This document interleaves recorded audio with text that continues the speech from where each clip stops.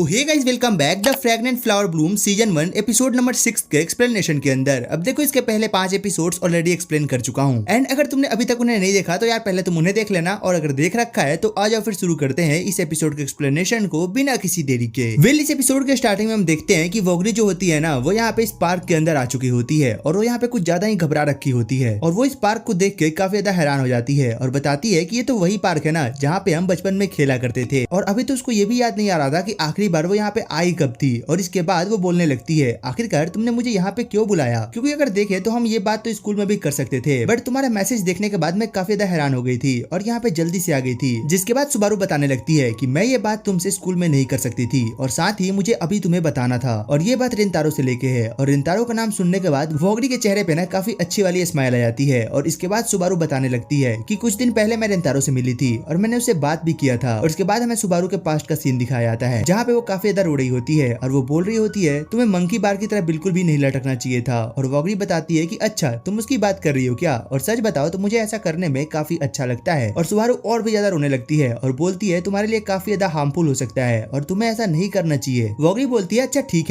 है तो मैं अब से ऐसा नहीं करूंगी, मतलब बिल्कुल नहीं करूंगी। और तभी सुबारू का हमें बड़ा वाला वर्जन दिखाया जाता है और वो सोचने लगती है कि सच में वो काफी ज्यादा सुंदर है और साथ ही काफी ज्यादा चेयरफुल है और वो बहुत स्ट्रॉन्ग भी है और मैं उसे अपना हीरो मानती हूँ। और इसके बाद वो बच्चे वाले वोगरी को जाकर हग करती है और उसके बाद वो बोलने लगती है, मुझे ना तुमसे कुछ बात करनी है। और इसी के साथ हमें प्रेजेंट का सीन दिखाया जाता है और वोगरी बोलती है कि आखिरकार तुम्हें क्या बात करनी है। और वो बताती है, मुझे रिंतारो से रिलेटेड बात करनी है। तुम्हें पता है मैंने उसके साथ तुम्हें कैफे में देखा था और तुम्हारे जाने के बाद मैं फिर रिंतारो से मिली थी और मैंने उसे ये बोला था कि इसके बाद तुम कभी भी वोगरी से मत मिलना। और इसके बाद वो वहाँ पे काफी ज्यादा माफी मांगने लगती है और तभी अचानक से वहाँ पे कुछ ज्यादा ही सन्नाटा हो जाता है। और इसके बाद तभी वोगरी हंसते हुए बोलने लगती है, तुम्हें ना इस तरीके से माफी नहीं मांगनी चाहिए, मतलब बिल्कुल भी इसकी जरूरत नहीं है। और वो बताने लगती है कि इस स्कूल के गेट पे जो घटना हुआ था उसके बाद में चितोड़ी और साथ ही क्विका के बीच के तनाव के बारे में काफी अच्छे से पता चल चुका है। और सच बताऊं तो मैं ही वो हूँ जो कि तुम्हें परेशान कर रही हूँ, मतलब तुम मेरे लिए रिंतारो के पास गई थी वो भी बात करने के लिए। और इसके बाद तभी सुबारू बोलती है, अगर मैं तुम्हें खुश कर सकूं और उसके लिए मुझे कुछ भी करना पड़े तो मैं वो करूंगी, मतलब मैं उन सब के लिए बिल्कुल रेडी हूँ। और तभी वोगरी बोलती है, मेरा इतना ध्यान रखने के लिए तुम्हारा बहुत बहुत शुक्रिया। और इसके बाद सुबारू भी काफी ज्यादा हैरान हो जाती है और वो सोचती है कि आखिरकार ये मुझसे माफी क्यों मांग रही है। और उसके बाद सुबारू और वोगरी का हमें पास्ट का सीन दिखाया जाता है जहाँ पे सुबारू को ज्यादा अच्छा नहीं लगता था कि वोगरी के कोई ज्यादा क्लोज आए और वो इसके बाद थोड़ा बहुत प्लानिंग करने लगती थी ताकि वो वोगरी से लोगों को दूर कर सके। मतलब एक तरीके से देखा जाए तो वो वोगरी के ज्यादा क्लोज रहना चाहती थी। और इसके बाद वो भी सोचने लगती है कि मैं ना कुछ ज्यादा ही सेल्फिश हूँ, मतलब कि मैं बस अपने बारे में सोचती हूँ, मैंने कभी भी किसी और के बारे में नहीं सोचा और शायद इसी कारण से मैंने यहाँ पे वोगरी को बुलाया है। और वो बताने लगती है कि सच में मैं बहुत ही ज्यादा बुरी हूँ। और इसके बाद वो काफी ज्यादा माफी भी मांगने लगती है और वो सोचती है कि यार वोगरी कितनी ज्यादा अच्छी है, उसने आज तक कभी भी मेरी गलती को नहीं ठहराया, मतलब कि उसने कभी भी मेरे ऊपर कोई ब्लेम नहीं लगाया। और वो बताने लगती है कि मैंने अपने आप को काफी ज्यादा चेंज करने की कोशिश की, मैं ऐसे एक्ट करती हूँ जैसे कि मैं काफी स्ट्रॉन्ग हूँ, बट ऐसा बिल्कुल नहीं है, मुझे ऐसा फील होता है कि मैं काफी ज्यादा बिगड़ी हुई लड़की हूँ। और अभी यहाँ पे सुबारू काफी ज्यादा रोने लगती है, मतलब कि वोगरी का नाम लेते हुए, और वो लगातार उससे काफी ज्यादा माफी मांगे जा रही होती है। इसके बाद तभी अचानक से वोगरी सुबारू को पकड़ती है और बोलती है कि तुम्हें इस तरीके से रोने की जरूरत नहीं है और मुझे ऐसा लगता है कि हमें थोड़ा खेलना चाहिए। और वो बताने लगती है, मैं इस पे बंदरों की तरह ना काफी टाइम से नहीं लटकी हूँ और मुझे ऐसा लगता है कि अभी मुझे ऐसा करना चाहिए। और वो बताने लगती है कि जब हम छोटे थे तब हम इस पे ऐसे ही लटका करते थे और तुम्हें सच में उस टाइम पे काफी ज्यादा डर लगता था। और इसके बाद वो बताने लगती है, तुम्हें याद है इसी तरीके से मैं बचपन पे इस पे काफी ज्यादा चला करती थी और इसके बाद मैं काफी बार गिर भी जाया करती थी और मुझे काफी दर्द भी होता था। और तभी सुबारू बोलती है, हाँ मुझे इसके बारे में सब याद है, तुम आखिरकार ये मुझसे क्यों बता रही हो? तो वहीं पे वोगरी बताने लगती है, जब मैं गिरती थी और मुझे दर्द होता था तब तुम रोती थी और तुम बोलने लगती थी कि वोगरी तुम्हें जितना भी पेन हो रहा है सब मुझे मिल जाए। इसके बाद सुबारू भी वहाँ पे काफी ज्यादा शर्माने लगती है और बोलती है कि हाँ ये सारी चीजें मुझे बहुत अच्छे से याद है, मतलब फिर से ये सब चीजें मुझे याद मत दिला, वो काफी ज्यादा एम्बेरेसिंग था। और इसके बाद तभी वोगरी बताने लगती है कि सच बताऊं तो तुम बचपन से ही काफी ज्यादा अच्छी थी। और सुबारू बोलने लगती है, मुझे ऐसा बिल्कुल भी फील नहीं होता क्योंकि मैं तो तुम पे सिर्फ एक बोझ का काम करती हूँ। बट इसके बाद सुबारू कहती है, नहीं ऐसा बिल्कुल भी नहीं है, तुम काफी ज्यादा स्ट्रॉन्ग हो और अच्छी भी हो। और इसके बाद बोलने लगती है कि कभी कभार तो मुझे ऐसा फील होने लगता है कि तुम मुझसे भी ज्यादा अच्छी हो। और इसके बाद वहाँ पे माहौल थोड़ा सा अच्छा होता है, मतलब ये दोनों अब काफी ज्यादा ठीक हो गए होते हैं। और वहीं पे बागरी बताने लगती है कि जब मैं क्योका हाई स्कूल में आई थी तो तुम वहाँ पे पहली थी जिसने मेरी मदद की थी, मतलब कि तुम हमेशा से मेरे सपोर्ट में रही हो और मुझे कभी भी किसी की जरूरत नहीं पड़ी है। और मुझे कभी किसी की जरूरत पड़ती भी थी तो सबसे पहले तुम आती थी मेरी मदद करने के लिए। और इसके बाद वो बोलने लगती है, तुम ना मुझे अपने आप पे बर्डन बिल्कुल भी मत मानो। और इसके बाद सुबारू को भी ना वहाँ पे थोड़ा अच्छा सा फील होता है और वो सोचने लगती है कि मैं बस वोगरी की मदद कर पा रही हूँ, यही मेरे लिए काफी ज्यादा है। और वो फिर अगेन काफी ज्यादा रोने लगती है। और इसके बाद वोगरी बताने लगती है कि मैं बचपन से लेके अब तक तुम्हारे साथ रही हूँ, तो मुझे पता है कि तुम काफी ज्यादा अच्छी हो और तुम्हें माफी मांगने की कोई जरूरत नहीं है, मतलब कि तुम मेरी पहली और सबसे खास दोस्त हो। और ये सारी बातें सुनकर अगेन सुबारू को काफी अच्छा लगता है और इसके बाद तभी अचानक से सुबारू वोगरी को हक कर लेती है और वो बताने लगती है मुझे तुमसे एक बात पूछनी है। तो वोगरी बोलती है हाँ तुम पूछ सकती हो। इसके बाद तभी वोगरी बोलती है कि अच्छा तुम सच सच बताना, क्या रेंतारो को तुम पसंद करती हो? तो वोगरी बोलती है हाँ तुमने सही कहा, मुझे ऐसा लगता है कि मैं रेंतारो से प्यार करने लगी हूँ। और इसके बाद वो बताने लगती है कि मैंने रेंतारो को बोला था कि वो तुमसे मिलना बंद कर दे और इसके बाद उसने मुझे एक आंसर दिया था और उसने मुझे उस टाइम पे कहा था कि वो ऐसा बिल्कुल भी नहीं कर सकता।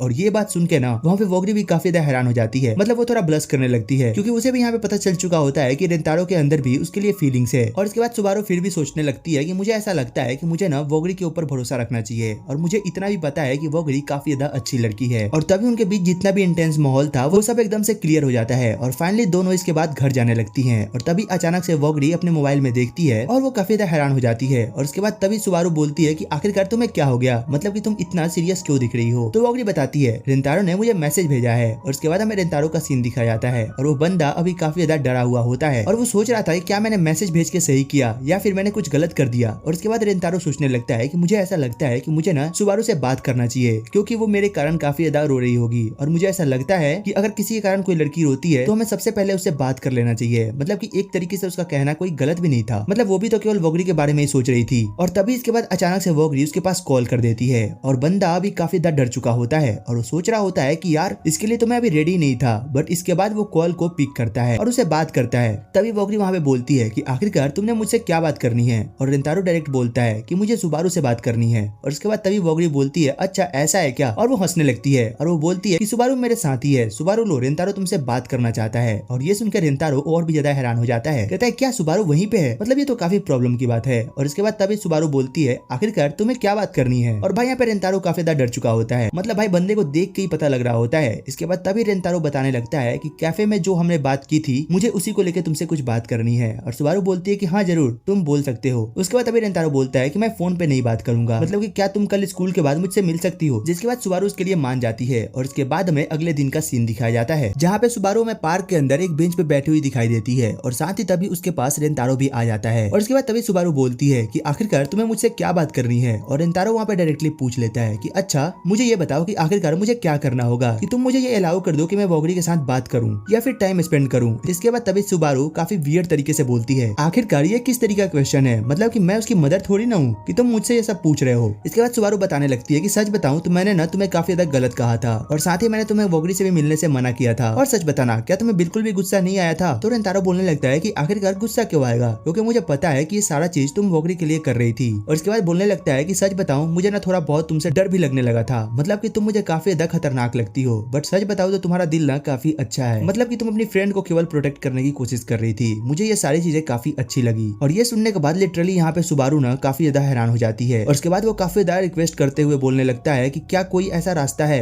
कि आप मुझे बता सकते हो जिस कारण मैं वोगरी से मिल सकूं और कोई ज्यादा प्रॉब्लम भी ना हो। और वो यहाँ पे काफी ज्यादा रिक्वेस्ट करने लगता है। इसके बाद सुबारू अंदर ही अंदर काफी ज्यादा खुश हो जाती है और वो सोचने लगती है कि सच बताऊं तो ये काफी ज्यादा अच्छा लड़का है। और वो सोचने लगती है कि मैंने इसके साथ कुछ ज्यादा ही गलत कर दिया। और उसके बाद वो बताने लगती है अगर तुम्हें उसे मिलना है तो तुम्हें स्कूल से कुछ ज्यादा ही दूर जाना होगा और तुम ऐसा करके वोगरी के साथ जब चाहो तब मिल सकते हो और साथ ही जितना चाहो उतनी बार जा सकते हो, मुझे कोई प्रॉब्लम नहीं है। और इसके बाद तभी अचानक से रेंतारो के पेट में ना एक फुटबॉल आके लगती है और हम देखते हैं कि ये फुटबॉल उसी बच्चे ने मारा होता है जो पिछली बार इन दोनों को कैफे के अंदर मिला था। जिसके बाद वो बच्चा वहाँ पे आता है और वो बोलने लगता है कि मुझे ऐसा लगता है कि आप दोनों काफी अच्छे फ्रेंड हो। और ये सुनने के बाद ये दोनों ही वहाँ पे काफी ज्यादा हैरान हो जाते हैं और वो दोनों सोचने लगते हैं कि मुझे तो ऐसा बिल्कुल भी नहीं लगता। और इसके बाद तभी सुबारू बोलता है कि बच्चे का कहना कोई गलत नहीं है, मतलब कि हमें ना काफी अच्छा दोस्त बन जाना चाहिए। और यहाँ पे रेंतारो बोलता है कि हाँ मुझे भी कोई गलत आइडिया नहीं लग रहा है, हम ऐसा कर सकते हैं। और इसके बाद तभी सुबारू बोलती है तो क्या तुम मेरा दोस्त बनना चाहोगे? और वो लिटरली यहाँ पे ये बताती है कि तुम ना मेरे पहले लड़के दोस्त हो। और भाई ये सुन के ना मैं कुछ ज्यादा ही शॉक था, मतलब ऐसी बंदी सिंगल कैसे हो सकती है? वेल ये सुनने के बाद रेंतारो भी हैरान हो जाता है बिल्कुल मेरी तरह और बोलता है मतलब कि तुमने रेंडमली पूछ लिया, बट हाँ मैं तुम्हारा दोस्त बनना चाहूंगा, मुझे काफी अच्छा लगेगा। और उसके बाद रेंतारो बताने लगता है जब हमारी फर्स्ट मीटिंग थी तो तुम काफी ज्यादा डिफरेंट थी, सेकंड मीटिंग में तुम मुझे और भी ज्यादा अलग लगी और अभी तो तुम मुझे और भी काफी ज्यादा अलग लग रही हो। और वो बोलने लगता है तुम्हें कुछ हुआ है क्या?